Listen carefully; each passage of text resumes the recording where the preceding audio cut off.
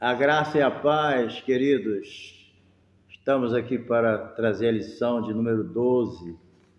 Hoje nós vamos estudar a lição de 19 de março, Vivendo no Espírito. O nosso texto áureo está em Gálatas, capítulo 5, verso 22. Fala assim: mas o fruto do Espírito é o amor, gozo, paz, longanimidade, benignidade, bondade, fé, mansidão e temperança, que é domínio próprio, né? Gálatas 5, 22. A nossa síntese da lição, a nossa verdade prática, ela fala: o avivamento espiritual traz uma realidade de vida no Espírito. Porque o normal da igreja é andar em Espírito. Tudo que não ande no Espírito é anormal para a igreja. Andar na carne é normal para o mundo, entendeu? Então, não é fácil. A gente tem que andar no Espírito, não é anormal, é normal para a gente. Nós, como crentes, servimos a Deus, somos a habitação do Espírito Santo, o Espírito Santo habita em nós, então é normal para nós andar em Espírito. Agora, há uma batalha, nós vamos ver nessa lição, né? Está lá em Gálatas, capítulo 5, versos de 19 a 25, você pode ler, tá? Então, a gente vai ver agora, né, que o verdadeiro avivamento, ele proporciona uma nova dinâmica de vida no Espírito. Então, na verdade, ser avivado é andar no Espírito. É andar no Espírito e não cumprir as concupiscências da carne. Entendeu? Então, a dinâmica é essa. Quer ser avivado? Anda no Espírito, ok? Então, isso aí também, andar em Espírito, isso é a introdução. Não significa que você vai andar nas nuvens o tempo todo, não vai ter luta, não vai ter prova, tudo vai ser as mil maravilhas, não. Certo? O crente cheio do Espírito Santo, ele tem aflição, certo? Jesus não falou: no mundo tereis aflições, mas tende bom ânimo, seja animado. Mas por que eu vou passar aflição e tenho que ser animado? Porque você está andando em espírito. Entendeu? Que se você não estiver andando em espírito, não estiver avivado, quando você vier as aflições do tempo presente, você desanima, você não vem para a igreja, você para de orar, para de ler a Bíblia, entendeu? Você vai tirar essas coisas do teu caminho, porque você não está avivado e a luta veio. Mas quando você está avivado, você passa por isso, entendeu? Porque você está na presença de Deus, entendeu? Tudo vem de quê? De uma busca de Deus. Todo crente ele tem que reconhecer a sua dependência de Deus.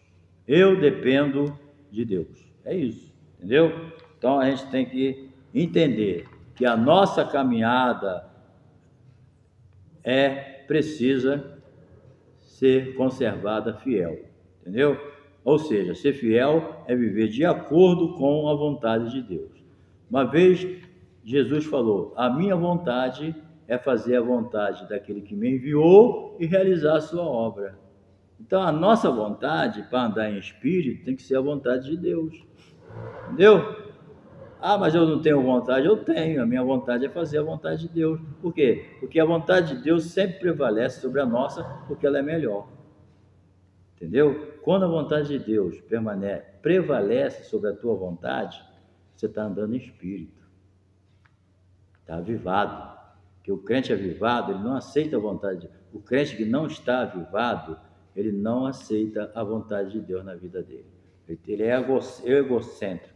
Ele tem a sua vontade. Não, porque ele não é assim e tal. Por quê? Ele não está avivado, ele não aceita a vontade de Deus. Entendeu? Então, andando em espírito na Bíblia, né, é simples, é andar com Deus. Pastor, o que é andar em espírito? É andar com Deus. Está entendendo? Se você está andando com Deus, você está andando em espírito. O espírito aqui é o Espírito Santo, não é o teu espírito. é o Espírito Santo, ok? Então, está bem explicado. Então, andar em Espírito aqui é com E maiúsculo, é o Espírito Santo de Deus. Vou repetir, tá? Andar em Espírito é andar com Deus, certo? Então, a gente tem que ter essa ideia. Por quê? Porque eu, quando ando com Deus, eu tenho que andar subordinado à vontade dele, entendeu? Vem as tentações, mas eu tenho que entender, não, eu ando com Deus, então eu tenho que andar subordinado à vontade dele. Não posso me desviar nem para a direita e nem para a esquerda, entendeu? Então, ter uma vida subordinada a Deus é seguir a orientação do Espírito Santo. O que Jesus falou? O Espírito Santo, quando vier, ele vos guiará em toda a direção. Então, o Espírito Santo guia, ensina, dirige, entendeu? Mas para ele fazer isso na nossa vida, a gente tem que estar subordinado à vontade dele. E para estar subordinado à vontade dele, eu tenho que estar avivado. Entendeu? Avivado nesse sentido significa o quê? Sentir prazer de ser dirigido pelo Espírito Santo. Entendeu? Porque quem não está avivado, ele detesta ser dirigido por alguém. Nem Deus ele aceita. Então, por que andar em espírito? Bem, o crente deve andar de acordo com o espírito para não cumprir o desejo carnal, né? Nós vamos ver aqui na parte 2 o confronto que existe entre o espírito e a carne. A carne luta contra o espírito, é uma batalha, e o espírito contra a carne, entendeu? Então a gente tem que cumprir os desejos de Deus na nossa vida, andar em espírito, para não dar lugar à natureza carnal, certo? O apóstolo Paulo, ele escreveu que nenhuma condenação há para aqueles, né, que não andam segundo a carne, mas segundo o Espírito, entendeu? Por quê? Porque a lei do Espírito e da vida em Cristo Jesus me livrou da lei do pecado e da morte. Então, andando no Espírito, o salvo tem vitória sobre o império do pecado e da morte. Esses dois inimigos são terríveis. Tem o diabo, né? Tem o mundo, mas esse aqui estão pertinho, certo? O pecado da carne e o pecado, né? Que a vontade da carne e o pecado. A concupiscência da carne é terrível na vida do crente, certo? Então a gente tem que andar em espírito para não cumprir o desejo da carne, certo? E ter vitória sobre o império do pecado e o império da morte. Que o pecado e a morte é um império terrível, são, né? Então, como andar em espírito? Bem, não é fácil. Andar com Deus não é fácil. Tem pessoas na Terra que já é difícil de tu andar, né? Que vive uma vida de santidade, vive uma vida adequada, e tem crente que nem se adapta muito a andar com certos crentes. Ele prefere andar com alguém meio crente. Não existe não, isso que eu estou inventando, meio crente, né? É um crente fraquinho, que de vez em quando fala alguma coisa que não deve, e às vezes o crente não se sente bem andando com um crente vivendo uma vida de santidade. Agora você imagina andar com Deus. Não é fácil, né? Já parou para pensar? Andar com uma pessoa igual a Deus? Santo, santo, santo 3 vezes? Não é fácil. Então, quando as pessoas aceitam Cristo como Salvador, tornam-se novas criaturas, né? Se alguém está em Cristo, nova criatura é, as coisas já novas, velhas já passaram, tudo se fez novo. Então, aceitei a Jesus, eu sou uma nova criatura em Cristo Jesus, o Espírito Santo, pelo sangue de Jesus, que me purifica de todo pecado, passa a habitar em mim. Então agora eu nasci de novo, eu sou uma nova criatura. Aí o Espírito Santo habita em mim, aí eu passei pelo novo nascimento, né, que é a obra da regeneração, aí eu vou andar com Deus, entendeu? Isso aí que eu tenho que entender. Entretanto, elas precisam cultivar esse relacionamento, né? A gente tem que ser perseverante, senão esfria, certo? A gente vive nesse mundo, nesse corpo. Se a gente não vigiar, a gente pode sair da graça, pode, entendeu? É como esse mundo aqui, é como você entrar numa mina de carvão vestido de branco. Entendeu? Aí você faz tudo para não se sujar, mas vai vir uns rabiscozinhos de carvão na tua roupa. Né? Você já imaginou alguém entrar numa mina de carvão de branco? Por mais cuidado que tenha, pode se sujar. Nós estamos nesse mundo de branco, né, que simboliza a santidade de Deus, num mundo como uma mina de carvão. E se a gente não tiver cuidado, a gente se suja.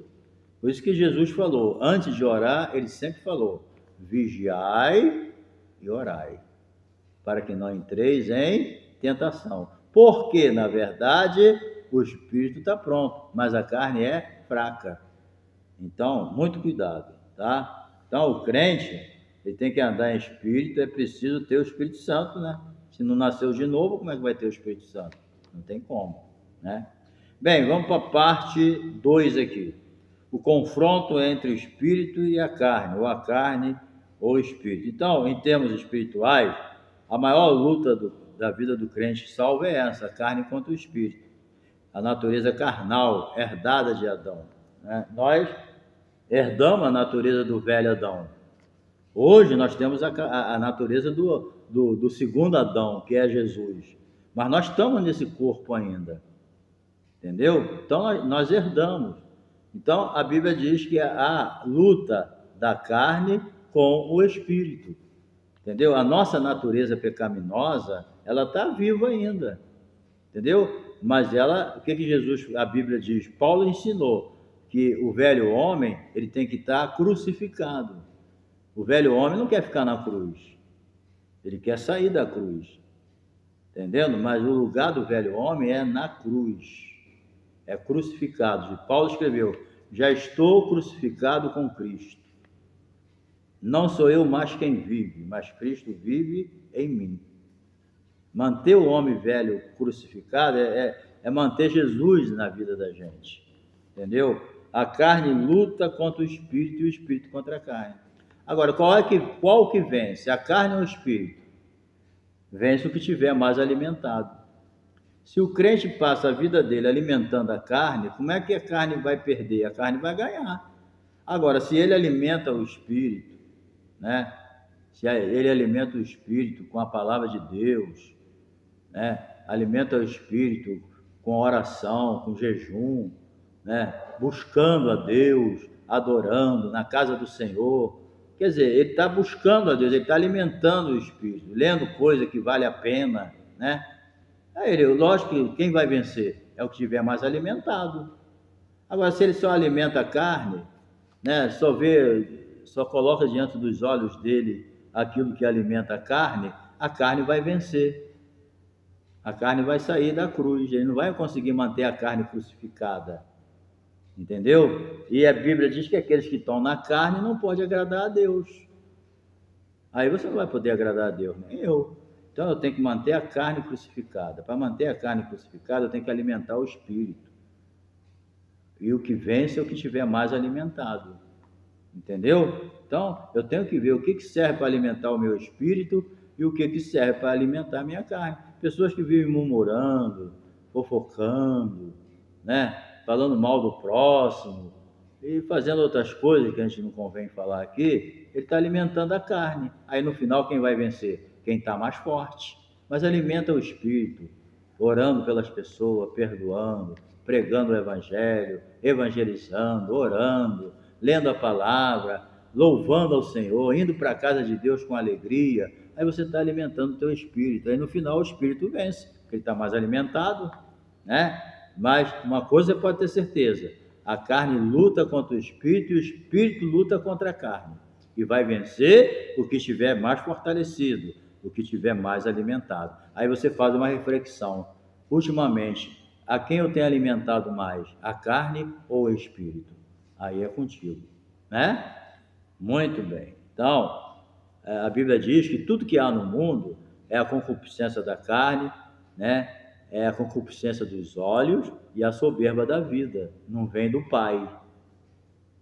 E se alguém ama o mundo, o amor do Pai não está nele. Está entendendo? Então, o mundo é um combustível terrível para alimentar a carne. Pode ter certeza disso. Cuidado com o mundo, porque o mundo é uma vitrine cheia de ilusão para enganar. Entendeu? Infelizmente, muitas pessoas não querem saber de Deus.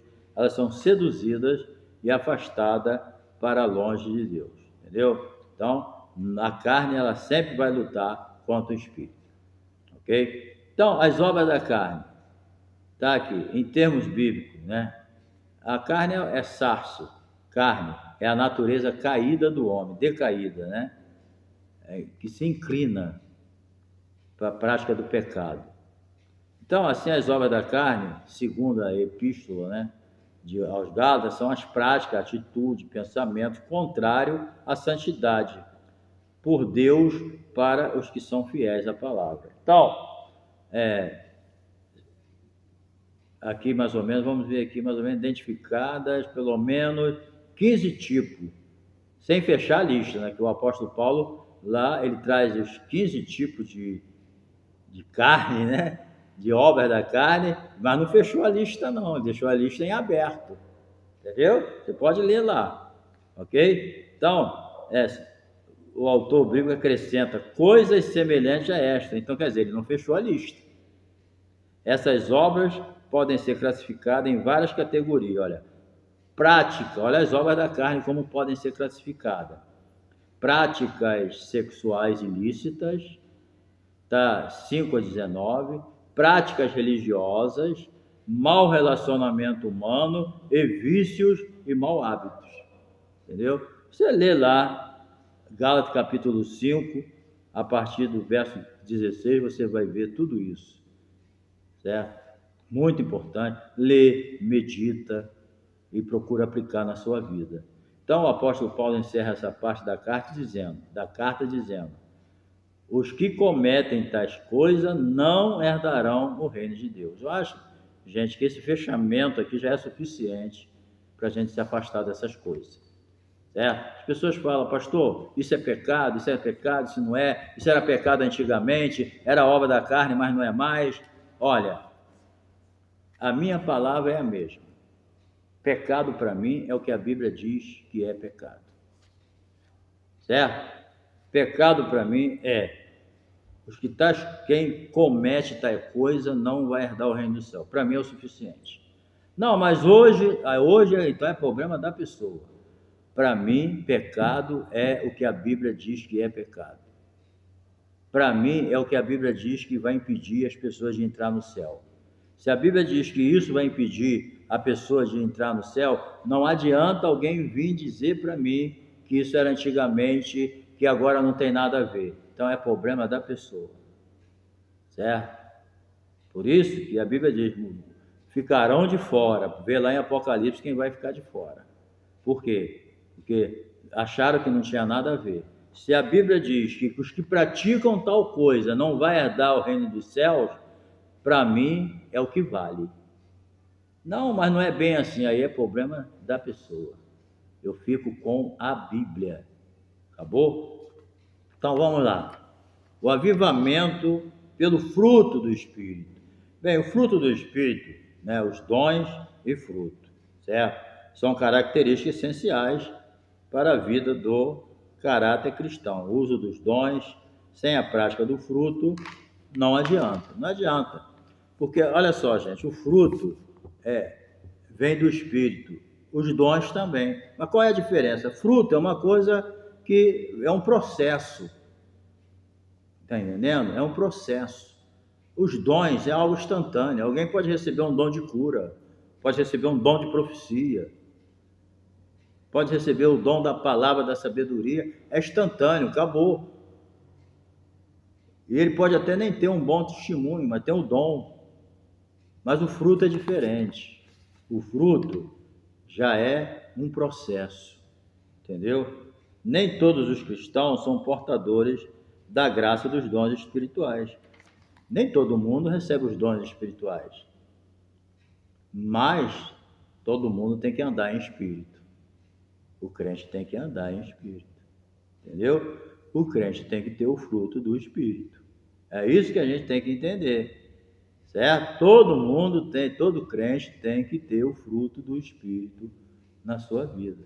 Ele tem que ter o amor, ele tem que ter a paz, ele tem que ter o domínio, e por aí afora, que nem nós lemos aqui agora há pouco, né? Então, um cristão, ele não pode dar um bom testemunho sem o poder do Espírito Santo. Se ele não anda no Espírito, ele não tem como dar um bom testemunho. Às vezes você vê muitos maus testemunhos de crente falando que não deve, fazendo o que não deve, né? Deixando de fazer o que tinha que fazer, é porque ele não está andando em espírito, está andando na carne. E aqueles que estão na carne não podem agradar a Deus. Entendeu? Então, não pode ter amor sem ter fé. Eu amo, mas não tenho fé. Não tem como. Sem fé é impossível agradar a Deus. A Bíblia diz que o amor de Deus é derramado em nosso coração pelo Espírito Santo. Então, não tem como eu dizer que tem fé e não tem amor, se sem fé eu não agrado a Deus. Entendeu? Então, a gente tem que ver essas coisas. Um aspecto do fruto não pode ser dissociado do outro. Podemos usar o exemplo de uma fruta. Até é um fruto só, com vários gomos. O fruto do Espírito é um fruto só, com vários gomos. A paz, o amor, entendeu? O domínio próprio e por aí afora. A gente tem que ter. Vamos ver aqui os 9 dons, os 9 frutos do Espírito, tá? Vamos ver aqui. Na Bíblia, o amor, certo? O amor. O segundo, a alegria, certo? Não tem como alguém dizer que tem o fruto do Espírito, anda com Deus e não tem amor, certo? Não tem amor. Não tem como. E amor, na opinião aqui do pastor Adilson, o amor é uma atitude. É lógico que existe o sentimento também, né? Quem ama tem sentimento de amor. Mas o que vale no amor é a atitude. Não adianta eu ter sentimento de amor e alguém está precisando de mim ali, eu não ajudar. Então, o amor, na minha opinião, é uma atitude. Por quê? Deus amou o mundo. Ficou só amando? Não. Qual é a prova de amor? Deus amou o mundo e deu o seu Filho para morrer pelos nossos pecados. Então, na minha humilde opinião, o amor é uma atitude. Ok? Alegria, né, é produzida pelo Espírito. A paz de Deus excede a todo entendimento, certo? Alguém disse, se Deus derramar a mesma paz dele na nossa vida, o nosso corpo não aguenta, a gente morre, né? A paz, longanimidade, que é macrotomia, é a paciência de suportar as adversidades e os defeitos dos outros, né? Tem que ser longânimo, senão tu não aguenta, né? E também a benignidade, que é a qualidade de ser bom, né? Complacente, perdoador, bondoso. E bondade, que se refere ao que é bom. Perguntaram a Jesus, né? Falaram para Jesus, bom mestre. Jesus falou, por que me chamas bom? Só um que é bom, que é Deus. Então, a origem da bondade vem de Deus. Só Ele que é bom. A nossa bondade é uma lasquinha da bondade de Deus. Entendeu? Perdoador, certo? E também a fé. Não é a fé natural, mas a produzida pelo Espírito Santo no coração dos que creem. Todo mundo tem, todo ser humano nasce com a fé natural. Ele tem fé no remédio que ele compra, ele tem fé no motorista que leva o ônibus, ele tem fé na comida que come, né? Em quem fez. Isso é uma fé natural que Deus colocou em todo ser humano. Mas a fé aqui é uma fé sobrenatural, é uma fé que é criada por Deus dentro de nós, ok? É uma fé abençoada, ok? Não é uma fé natural, mas é produzida pelo Espírito Santo no coração daqueles que creem em Deus, conforme a Bíblia diz. O que Jesus falou lá em João 7,38? Quem crê em mim, como diz as Escrituras. Então, tem que crer em Jesus, mas como diz a Bíblia. O negócio de cada um crer do seu jeito, está fora. Tem que crer como diz a Bíblia. senão está perdendo seu tempinho. Tá? Lê lá João capítulo 6, capítulo 7, verso 38, ok? Bem, também vem a mansidão, aquele que é manso, né? Não é medroso, bobo, não, é manso, ok? Brandura, afável, né? E temperança, que é o autocontrole. Temperança é o domínio próprio, entendeu? Autocontrole é o aspecto elevadíssimo do relacionamento com os outros. E nós, às vezes, enfrentamos diversas situações na nossa vida. Se a gente não tiver o domínio próprio, estraga tudo. É muito importante na vida do crente o domínio próprio. Sem ele, não tem como. Entendeu? Então, muito cuidado. Agora, encerrando agora. Contra o fruto do Espírito não há lei. Por quê? Vamos ver. A conclusão de Paulo sobre o fruto do Espírito é a seguinte. Ele afirma de modo incisivo e categórico. Contra essas coisas não há lei. Os que são de Cristo crucificaram a carne com as suas paixões e concupiscências. Então, se vivemos no Espírito, andemos também no Espírito. Não tem como alguém dizer que está no Espírito e viver na carne. Isso aí é um engano de Satanás. Entendeu? Que Deus nos ajude, querido, a cultivar o fruto do Espírito na nossa vida. Tá? Cultiva o fruto do Espírito. Estuda essa parte de Gálatas. Vai ser muito importante para você manter a sua vida avivada e entender o que é andar em Espírito. Tá bom? Deus te abençoe e até a próxima lição.